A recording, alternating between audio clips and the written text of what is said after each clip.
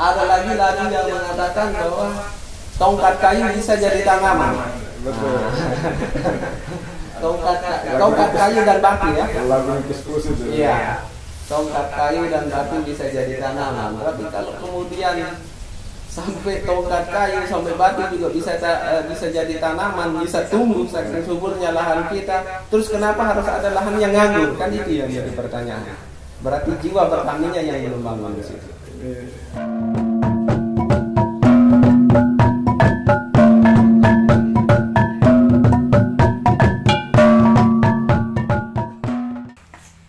Assalamualaikum warahmatullahi wabarakatuh.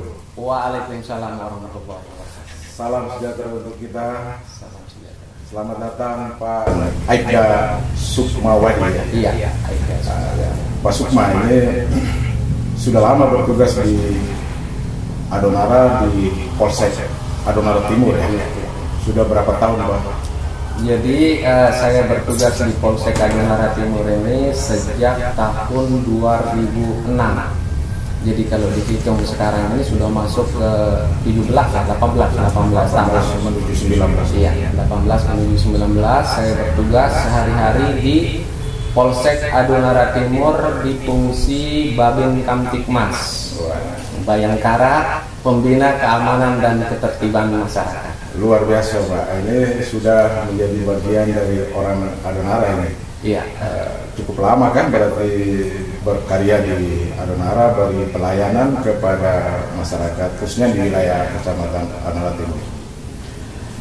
Senang sekali Pak Sukma hari ini bisa bertandang ke podcast Nusa Tador untuk kita bercakap-cakap sisi lain Pak Sukma yang selama ini bertugas sebagai anggota Polri, dan menurut pantauan teman-teman di sektor pertanian, Pak Sukma sangat aktif melakukan pembinaan dan pendampingan kepada petani baik secara perorangan atau maupun secara kelompokan.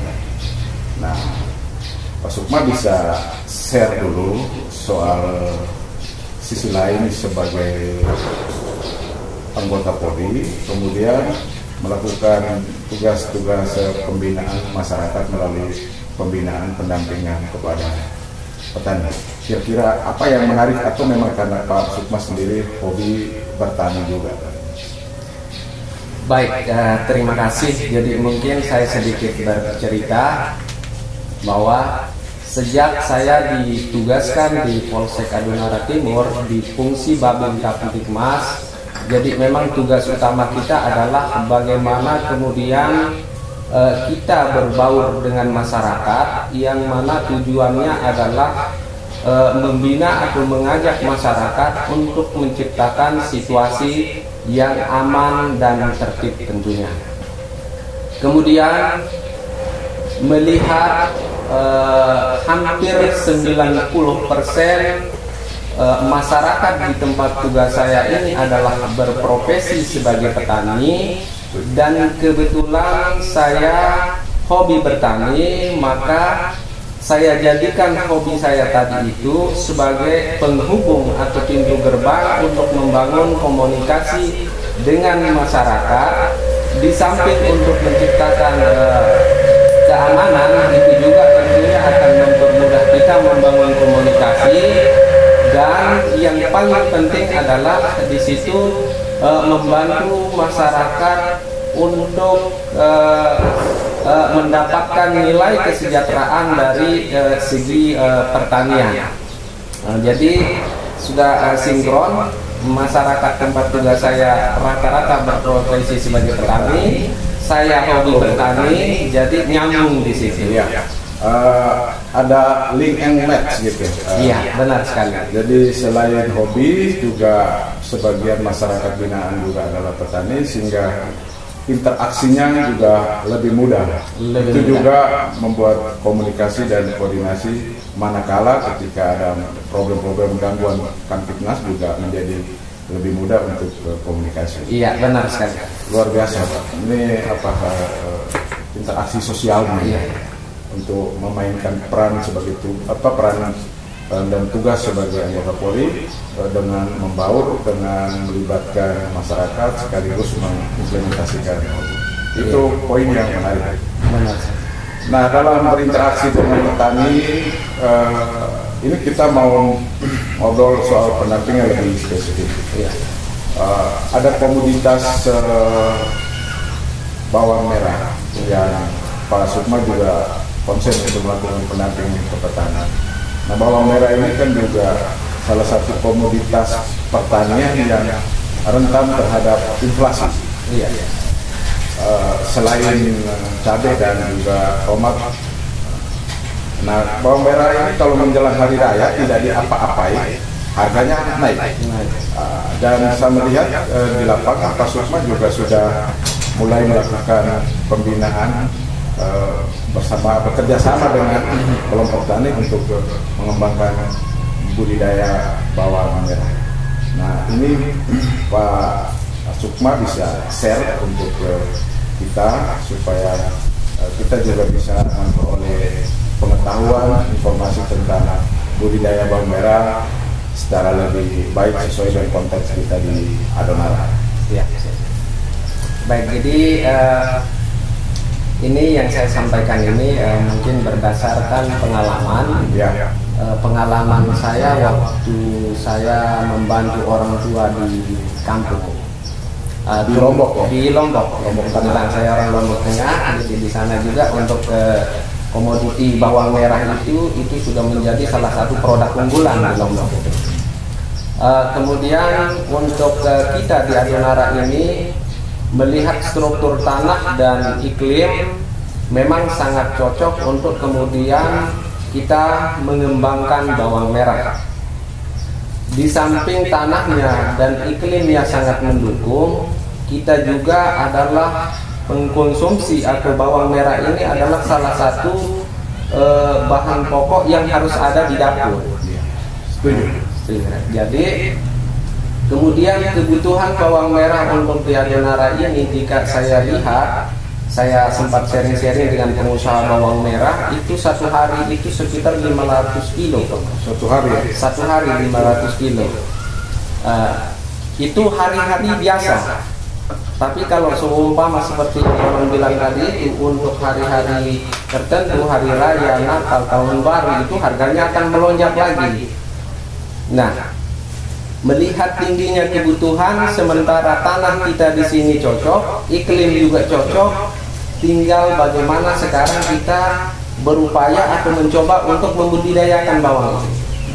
Nah, yang menjadi kendala pertama kita yang memang SDM kita belum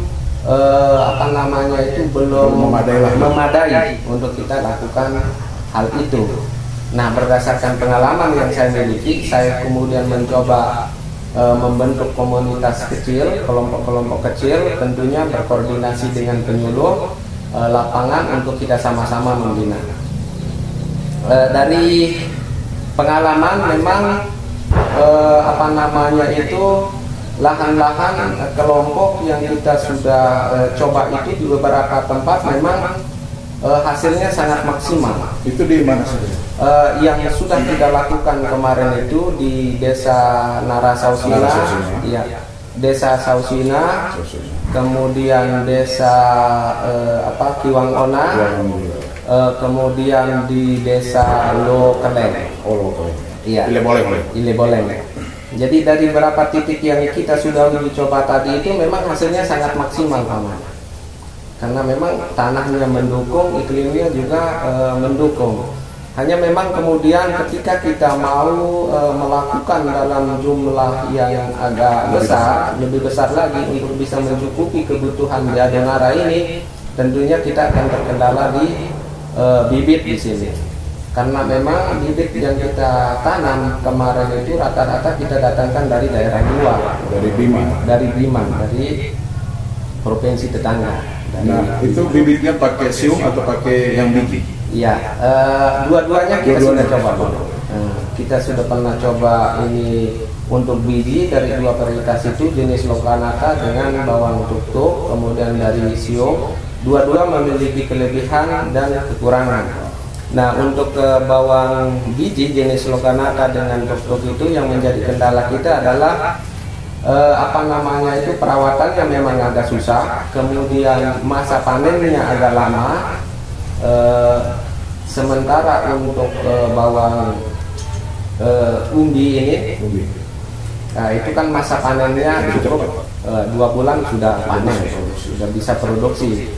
Tapi untuk bawang umbi ini harganya agak mahal untuk bibitnya. Sementara untuk bawang biji jenis tuk-tuk dan Lokanata dia agak murah, hanya perawatannya yang agak susah, agak sulit di situ.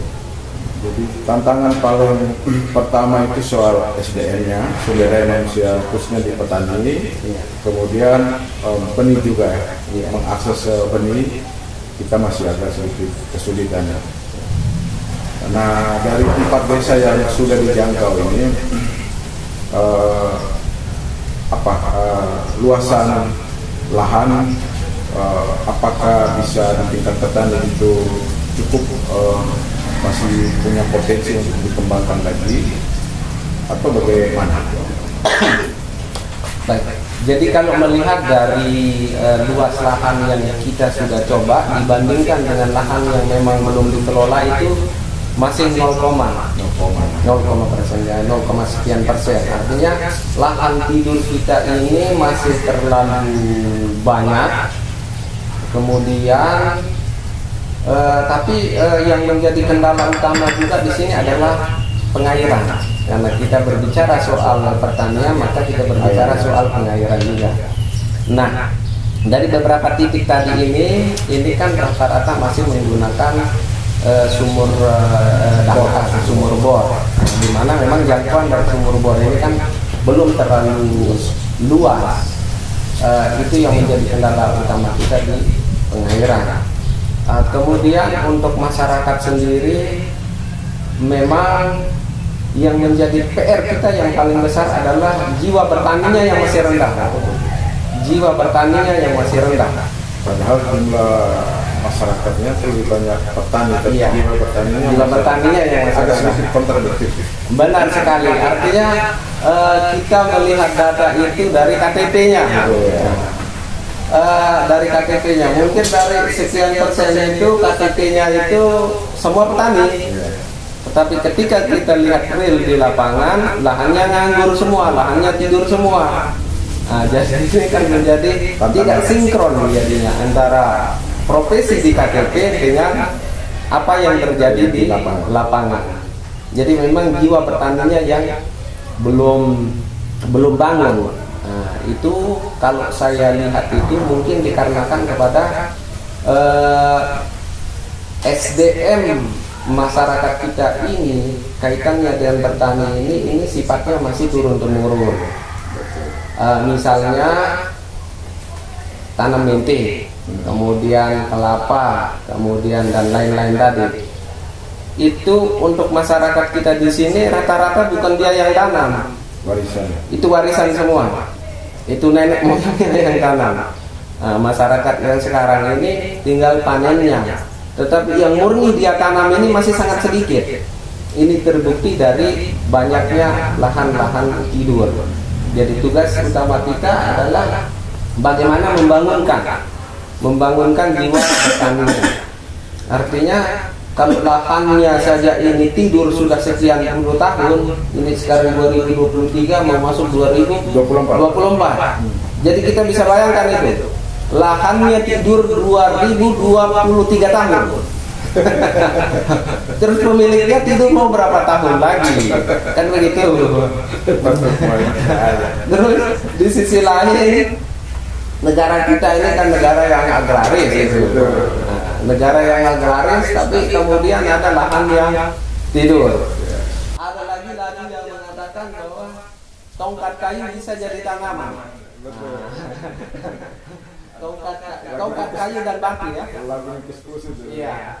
Tongkat kayu dan batu bisa jadi tanaman. Tapi kalau kemudian sampai tongkat kayu sampai batu juga bisa jadi tanaman, bisa tumbuh saking suburnya lahan kita. Terus kenapa harus ada lahan yang nganggur? Kan itu yang jadi pertanyaan. Berarti jiwa bertaninya yang belum bangun di situ. Luar biasa Pak Sukma. Jadi secara data lu sudah punya informasi bahwa kebutuhan bawang merah per hari saja itu 500 kilogram, setengah ton per hari. Setengah ton. Sementara kemampuan produksi kita masih rendah. Berarti kita memasok kebutuhan itu dari luar.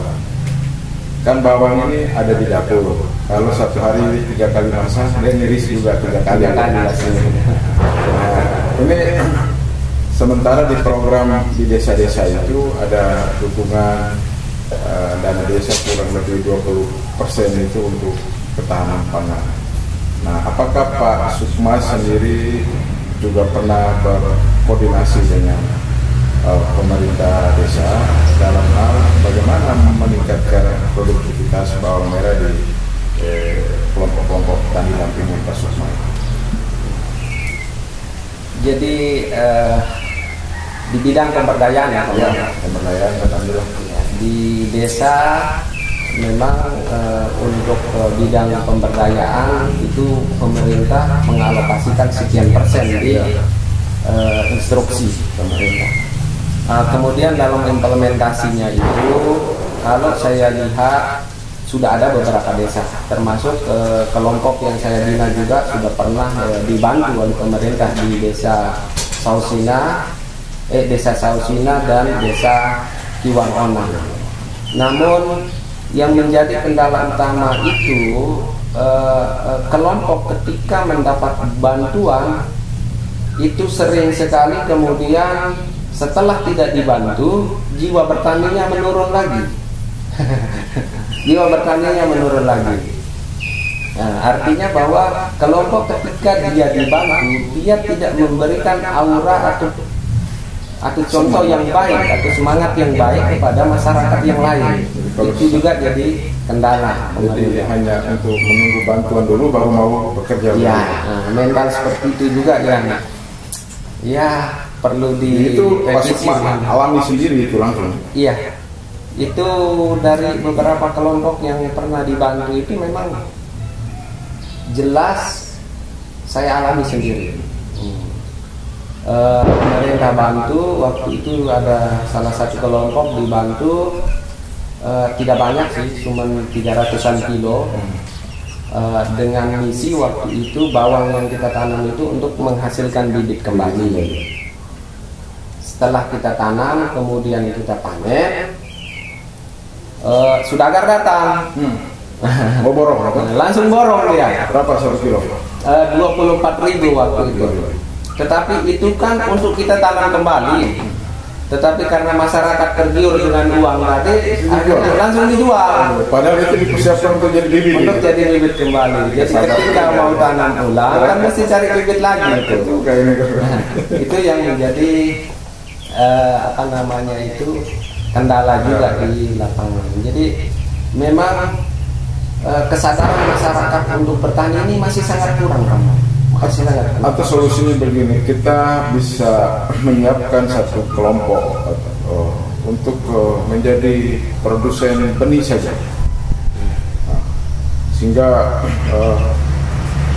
dia bisa melayani petani bawang. Misalnya ada terjadi perluasan areal bawang, jadi kebutuhan benih sudah ada kelompok yang menyediakan, itu bisa sih. Itu juga sangat bagus itu Paman. Tapi kembali lagi sekarang kalau kita kemudian ada masyarakat yang mau melakukan kegiatan itu, benih yang akan dia tanam ini kan untuk menjadi bibit tadi kan memiliki perawatan yang berbeda. Perawatannya yang berbeda. Berarti biaya produksinya juga beda. Biaya perawatan produksinya juga beda. Kemudian kalau kemudian bibit itu disimpan, bawang tadi itu disimpan, itu kan hanya bertahan sampai sekitar 3 atau 4 bulan saja. Lebih dari itu tidak layak. Lebih dari itu sudah susut dan bahkan sudah rusak. Nah, sementara masyarakat kita untuk melakukan penanaman bawang ini kan masih sangat rendah. Jadi daya belinya tadi itu untuk membeli bibit itu kan kurang. Nah, jadi Itu yang menjadi kendala untuk orang mau melakukan kegiatan atau penangkaran bibit. Penangkaran bibit. Kalau ada sejumlah petani yang sudah didampingi itu di tempat desa, kalau di Wangon itu di lokasi di Waibau kemarin itu. Iya benar. Waktu panen kan saya juga ada itu. Ya. Terus dari keempat desa itu produktivitas yang paling bagus di mana? Apakah di Sausina, Narosina, kalau kalian atau di Wangon yang di Waibau? Iya. Kalau untuk di desa Sausina itu 2 kelompok yang melakukan kegiatan itu. Itu kelompok ini apa namanya itu Agutena dengan kelompok ya. Nah, kemudian dari beberapa titik itu memang dari hasil ubinan kemarin itu yang paling bagus itu di kelompok desa Sausina di kelompok Gemapan. Itu yang paling bagus hasilnya. Ubinannya berapa itu? Dari 400 kilo yang kita tanam waktu itu kita mendapatkan hasil 3,8 ton 800 kilo dari 400 kilo bibit yang kita tanam. Nah, jadi itu sudah untuk pemula itu sudah sangat maksimal, itu sudah mencapai target lah itu. Nah, jadi apa namanya itu struktur tanah kita di sini sangat cocok untuk kita tanam bawang. Dan bahkan kalau saya perhatikan untuk di Adonara ini itu adalah daerah yang sangat unik karena memiliki 3 iklim, Pak. Apa saja itu? Saya ambil contoh untuk di daerah Lite, iya di daerah Lite, Adonara Tengah. Itu kan dia punya suhunya itu dingin. Kan ada beberapa jenis tanaman yang cocok untuk daerah dingin. Bawang juga bisa di sana. Itu tidak cocok. Kemudian kita turun lagi agak ke sini lagi di tengah-tengahnya itu dia punya suhu itu sekitar 25 derajat. Nah, itu kan sangat cocok untuk cabai, kemudian ini timun, terung dan sejenisnya. Kemudian ke bawah lagi di daerah pesisir kayak kemarin di Waibau itu kan 30% Paman iklimnya, 30 derajat. Itu kan sangat cocok untuk bawang merah. Artinya di Adonara ini tidak ada tanaman yang tidak cocok sebetulnya. Cocok semua karena sudah punya 3 iklim tadi, rendah, sedang, panas. Jadi cocok semua. Tinggal kita sekarang untuk mencocokkan dengan daerah kita sesuai dengan apa yang mau kita tanam. Nah, tetapi untuk daerah yang pesisir sini itu saya rekomendasikan untuk tanam bawang. Nah, karena walaupun musim hujan juga bisa. Biasanya musim hujan kendala teknis yang paling fatal itu soal hama penyakit itu. Iya benar. Itu bisa diminimalisir itu. Iya. Jadi kalau saya lihat sesuai dengan pengalaman, sifat dia bawang merah ini yang dia takuti hanya genangan air, Bang. Genangan air bisa busuk. Gitu. Iya. Kalau seumpama kita di sini hujan, mungkin 3 hari, 4 hari, begitu selesai hujan, airnya hilang, dia tidak tergenang. Airnya hilang, dia tidak tergenang. Artinya bawangnya tidak akan terganggu walaupun musim hujan. Dia meresap, resapannya sangat tinggi. Beda dengan daerah-daerah lain seperti di Bima ataupun di Brebes. Di Bima itu dia hujan 1 hari, setelah selesai hujan dia tergenangnya 3 hari. Lama sekali, resapannya sangat lama. Nah, makanya tidak cocok di Bima itu untuk kita tanam musim hujan. Tetapi untuk kita di Adonara sini, walaupun hujan, saya pastikan bisa. Karena dia sifat tanahnya mudah meresap. Meresap. Kemudian untuk hama itu kan yang paling rawan untuk bawang merah itu penyakit, kalau istilah dalam pertanian posarium ya Bang ya. Ya posarium.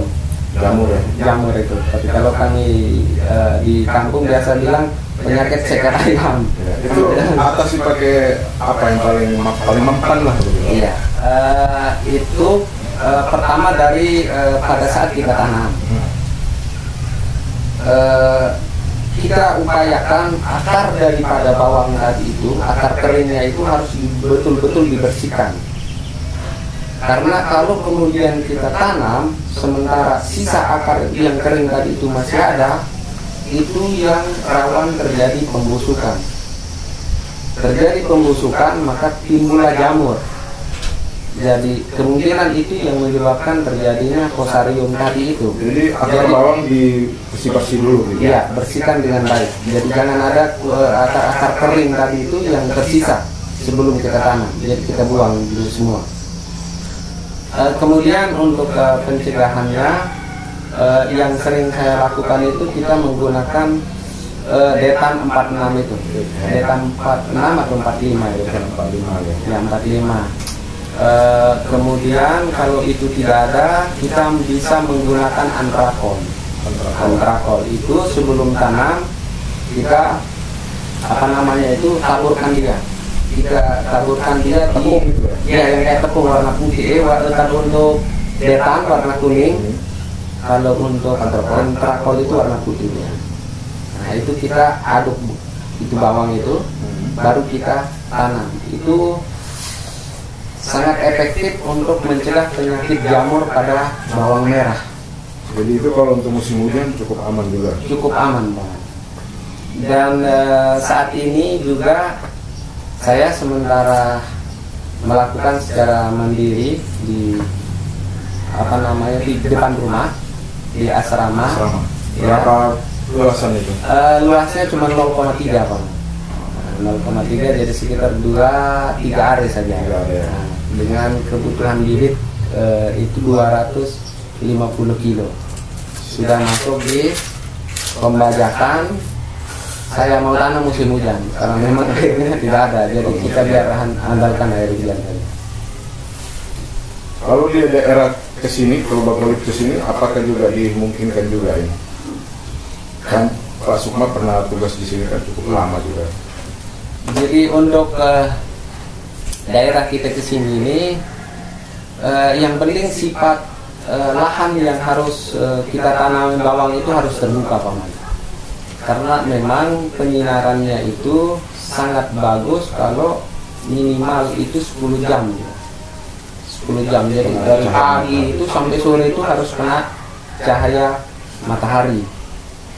Jadi yang penting dia tidak terlindung dari pohon-pohon, naungan-naungan itu. Itu harus di tempat terbuka gitu. Di tempat terbuka. Ada proses penanganan pasca panen itu ada yang kadang bawangnya isinya menjadi kosong atau hampa, itu kenapa itu? Oh iya. Jadi itu kebiasaan kan kalau kita panen kemudian kita gantung, kita keringkan dia, nanti dia kesut dan isinya hilang. Ya. Itu kalau sesuai dengan pengalaman itu karena pemupukannya Pak. Nah, bukan kemungkinan, memang sesuai pengalaman itu kalau kita melakukan pemupukan dengan menggunakan kalau urea itu nitrogen kah? Iya. Nah, nitrogen tinggi, ya unsur N-nya tinggi, dia tidak awet. Oh gitu. Iya. Jadi begitu dikeringkan, dia hilang. Tinggal kayak kulitnya kayak kosong. Kosong di dalamnya kosong. Iya. Jadi untuk pemupukannya saya sarankan untuk bawang tidak perlu menggunakan urea. Cukup menggunakan KCR dengan ini atau pakai NPK saja. NPK pupuk lengkap itu sangat bagus itu NPK itu. Tidak usah menggunakan pupuk. Jadi bukan soal penanganan pasca panennya, mungkin jemurnya terlalu lama atau cara gantungnya bagaimana, padahal itu akibat dari kelebihan pupuk ya. Iya. Itu pupuk unsur N-nya tadi kan. Karena bawang ini kan dia tidak memiliki biji Bang. Dia ini kan hanya terdiri dari umbi yang berlapis-lapis. Pada saat kita tanam kemudian kita menggunakan urea, memang bawangnya gemuk. Ya, kelihatan besar ya umbinya. Iya. tapi pada saat kita melakukan penjemuran itu unsur N tadi itu dia hilang, sehingga sisa kulitnya saja mengering, dia dari luar sampai dalam itu mengering. Hanya di luar saja yang kelihatan mengkilap, tapi dalamnya kering dia. Jadi itu saya sarankan untuk tidak usah pakai urea kalau untuk bawang. Nah, ini di tingkat petani Pak Sukma sudah sampaikan begitu? Iya. Sudah. Jadi pengetahuan soal mengatasi masalah ini di level petani sendiri, petani sudah peroleh informasi itu. Iya. Nah, untuk rencana tanam yang akan datang bagaimana dengan kelompok-kelompok pendampingan ini, Pak? Iya, sekarang di 2 titik yang ada di yang Paman hadirkan di Waibau ada potensi untuk perluasan lagi sana. Iya, kebetulan kita juga sudah bajak kemarin sama-sama dengan anggota kelompok, kemudian sudah bajak sementara di tahap persiapan bedengan. Kita rencanakan tanamnya ini pertengahan Desember ini. Dan ini luar biasa. Terakhir Pak Sukma, pesan untuk para petani bawang merah di Adonara supaya semangat dan spiritnya lebih kuat lagi. Iya. Baik, untuk teman-teman masyarakat yang memiliki profesi sebagai petani dan yang memiliki lahan tetapi lahannya itu nganggur, tidak dikelola, mari kita wujudkan misi kita untuk menjadi negara yang memiliki ketahanan atau swasembada pangan. Kemudian untuk bawang, melihat itu adalah salah satu kebutuhan pokok yang harus ada, dan lahan kita ini sangat cocok untuk bawang, sehingga mari kita manfaatkan atau potensikan lahan-lahan kita yang ada tadi itu untuk salah satunya menanam bawang, karena itu adalah kebutuhan kita. Untuk teman-teman yang mungkin masih ada kesulitan untuk melakukan kegiatan penanaman bawang, bisa langsung ke penyuluh pertanian atau bisa juga ke saya sebagai pemerhati. Saya siap 24 jam untuk mendampingi, membagi pengalaman kepada teman-teman semua. Intinya teman-teman mau, insya Allah saya menarik. Oke, dari obrolan kita ini saya mau menarik ke satu kesimpulan bahwa untuk meningkatkan produktivitas yang tinggi itu 50%-nya ada di sumber daya manusia, yang sisanya benih, pupuk dan lain-lain itu adalah sarana produksi. Terima kasih Pak Sukma, Aibda Sukma atas informasi yang bersifat edukatif pada kesempatan ini di podcast Akun Sataron. Sampai jumpa lagi di episode yang akan datang. Selamat sore. Selamat sore.